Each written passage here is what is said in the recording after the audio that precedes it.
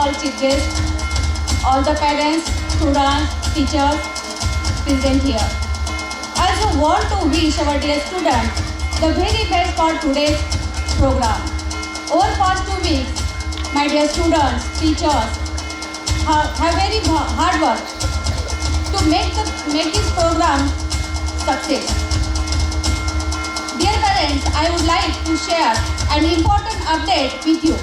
This year we have started robotics, abacus and change exam pattern. This year we have started 10th standard batch, and I am delighted to share some wonderful news with you today. Our school is now almost approved to expand its classes up to 12th grade. This is a big milestone for us. The credit for this achievement goes to our respected chairman sir, and mostly important to you. My dear parents, as a part of today's event, we have a special gift for our class 10th standard who will be stepping in next year junior college. This is not just a gift but a meaningful message and guidance for their future. As you know, our school is an English medium institution, but I understand that some parents may find difficult that understand the English. That's I want to ensure that everyone understand my message. I will speak in Hindi. आज हमारे 10th standard के बच्चों को हमने जो photo frame दी है उसके पीछे एक मैं आपके सामने उनको एक संदेश देना चाहूँगी। आज तक का उनका स्कूल लाइफ था। आज तक हम स्कूल वाले उनके साथ थे।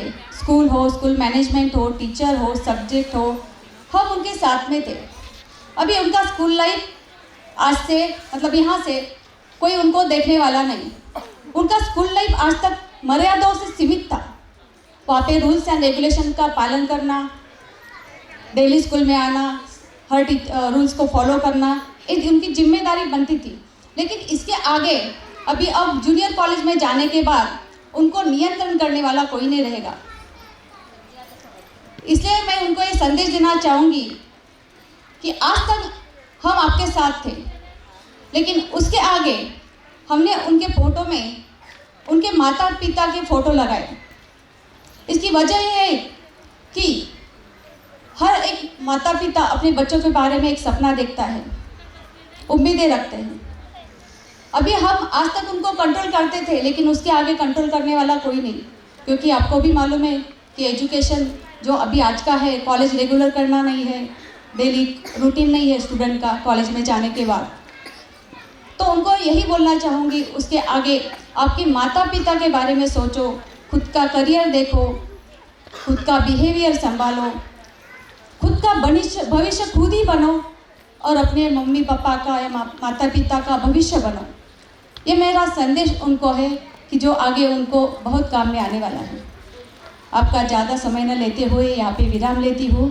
मेरे 10वीं स्टैंडर्ड के स्टूडेंट को मैं बहुत बहुत शुभकामनाएं देती हूँ और उनको बोलना चाहूँगी, बड़े सपने देखो लेकिन उसके पूरे करने की कोशिश करो। यहाँ पे विराम लेती हूँ। आपने मुझे गौर से सुना, धन्यवाद।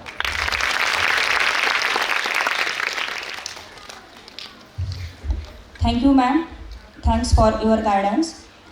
Next, I would like to invite here respected Bhagwan Gadamode sir, ex-mayor of Chhatrapati Sambhajinagar.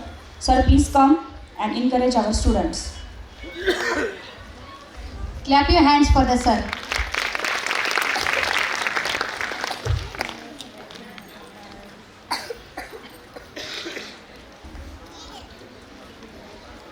Kids zone English स्कूलच्या स्नेह संमेलनाला उपस्थित असलेले भारतीय जनता पार्टीचे नेते, आत्ताच आपल्याला मार्गदर्शन केलेले आदरणीय माजी मंत्री डॉक्टर भागवत कराड साहेब, त्याचबरोबर आमचे मित्र व या संस्थेचे चेअरमन रामदास फड साहेब, अमय फडजी, कावेरी फडतई, गायत्री मॅडम, सर्व गुरुजन वर्ग, सर्व पालक, विद्यार्थी मित्रांनो, खरं तर किड्स झोन इंग्लिश स्कूल हे नाव ऐकून मला गॅदरिंगला यावं का नाही यावं मी आता संभ्रमात होतो. कारण मी जिल्हा परिषद शाळेचा विद्यार्थी आणि म्हणजे इंग्लिशमध्ये स्पीच तर काही आपला संबंधच नाही. पण मला कळलं की पालक आपले मराठी मीडियमवाले, तर त्याच्यामुळे मी इथं आलो. आणि दुसरी गोष्ट की स्नेह संमेलनाला खरं तर पाहुणे आले आणि त्यांचे भाषण ऐकायचं पालकाचं अजिबात नसतं. त्यांना त्यांच्या मुलाचं कौतुक बघायचं असतं. ते अनेक दिवसापासून तयारी करतात. त्याचबरोबर तयारी करत असताना त्यांच्या अंगातले जे सुप्त गुण आहे त्यांना कसं प्रेझेंट करतात हे पाहण्याची त्यांना उत्सुकता असते. त्याच्यामुळे मी जास्त वेळ बोलणार नाही. पण मी राजकारणात अनेक वर्षाहून असल्यामुळं आम्हाला रेडीमेड व्यासपीठ मिळालं की बोलल्याशिवाय मी राहत नाही, म्हणून मी आता 2 तास बोलणार आहे. आणि 2 तास बोलल्यानंतर आपल्या संत एकनाथ मंदिराचे काय हाल होतील हे मी सांगू शकत नाही. विनोदाचा भाग सोडा, पण तू खरंच आपल्या नंदेमुंडे जी मुलं आहे त्यांचं कौतुक करण्याकरता गॅदरिंग असते आणि त्यांच्यावर या माध्यमातून संस्कार होत असतात. या माध्यमातून स्टेज डेअरिंग येत असते. अनेक लोक खाली बसताना खूप गप्पा मारतात, पण जर त्याला स्टेजवर बोला म्हणलं तर आपण पाहतो असे थरथर थरथर कोणाचं कागद हलतो, कोणाचे पाय हलतात. तर त्याच्यामुळं आपले छोटे छोटे मुलं इथे येऊन आपलं प्रेझेंटेशन करतात, आपल्या अंगातली कलागुण दाखवतात. खरं त्यांचं कौतुक करावं तेवढं आहे. आणि आता सध्या आपल्याला शिक्षण घेत असताना आधुनिकीकरणाकडे वाटचाल करत असताना स्पर्धेचं युग आहे. त्या स्पर्धेच्या युगामध्ये टिकत असताना आपल्या पाल्यांना सर्वांगीण शिक्षण झालं पाहिजे, सर्वांगीण त्याचा विकास झाला पाहिजे. नुसतं पुस्तकी ज्ञान असून भागत नाही. तर आपल्याला माहीत आहे की सचिन तेंडुलकर काय शिकलेले मला माहीत नाही, पण त्यांनी त्या क्षेत्रात करिअर केलं. तसा आमचा आम्ही बास्केटमध्ये करतोय. म्हणजे आमची लता मंगेशकर ताई काय शिकलेले आहे मला माहीत नाही, पण त्यांचा आवाज चांगला आहे. आमच्यातली एखादी विद्यार्थिनी उद्या ज्ञान कोकिळा होऊ शकते. म्हणजे क्षेत्र अनेक आहे, अनेक क्षेत्रात करिअर करण्याला संधी आहे. तर त्याच्यामुळं पुस्तकी ज्ञान तर आपल्याला भेटलंच पाहिजे, शिक्षण हे मस्ट आहे. पण तो त्याबरोबर ह्या सुद्धा गोष्टी आपल्याला आल्या पाहिजे. आणि या गोष्टी जर आपल्याला आल्या नाही, आता जेवढ्या स्पर्धा आहेत तेवढ्या संधी पण आहे वेगवेगळ्या. पूर्वीला जर समजा आपल्याला शिक्षण घ्यायचं तर 10वी-12वीचं शिक्षण म्हणलं तर फक्त माहीत होतं डॉक्टर, इंजिनियर. आणि इंजिनियरमध्ये फक्त सिव्हिल, मेकॅनिकल, इलेक्ट्रिकल. आता विचारावं लागतं इंजिनिअरिंगला कोणत्या फॅकल्टीला, म्हणजे 100 फॅकल्टीचे. तर त्याच्यामुळं स्पर्धा झाली. स्पर्धेबरोबर अनेक क्षेत्रामध्ये अनेक संधी पण आहे. तर आपल्या पाल्यांना कशा माध्यमातून शिक्षण दिलं पाहिजे. आत्ताच मॅडमनी सांगितलं की 10वी-12वीच्या विद्यार्थ्यांना की 10वीचे विद्यार्थी खरंच कॉलेजला गेल्यानंतर कॉलेजचा तर काही विषयच राहिला नाही, पण तुम्ही जो संदेश दिला तो खूप संदेश चांगला आहे. आमच्या कॉलेजला गेल्यानंतर वेगवेगळे मित्रमैत्रिणी भेटतात आणि स्वच्छंदपणे विहार करा वाटतो. त्यावेळेस फक्त एकच आठवण ठेवली पाहिजे तुम्ही जे दिली ना, की आपली आई सगळे कामं सोडून आपल्याला किती वाजायला डबा करून देत होती. आपले वडील फर्स्ट शिफ्ट करून, सेकंड शिफ्ट करून किंवा ड्युटी करून कशा पद्धतीने आपल्याला पैसे देत होते.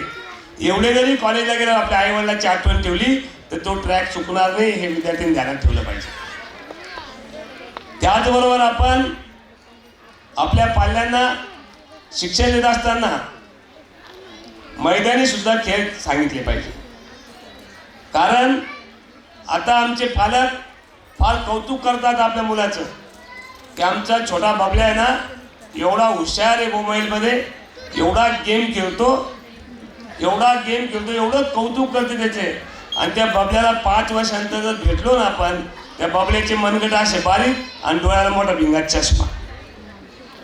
मग चालतो का बबल्या आपल्याला तसा?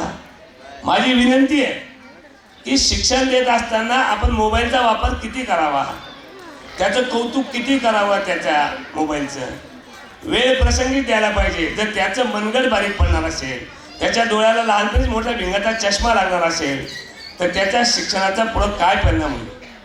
त्याचबरोबर त्यांना आपण वेगळं सुद्धा ज्ञान दिलं पाहिजे. मला माफ करा इथे बसलेले पालक नसतील तसे, पण आता आमच्या पिढीला कुटुंबातले नातेसंबंध सुद्धा माहीत नाही. जास्तीत जास्त आमच्या मुलांना नातेसंबंध कोणते माहिती आहे?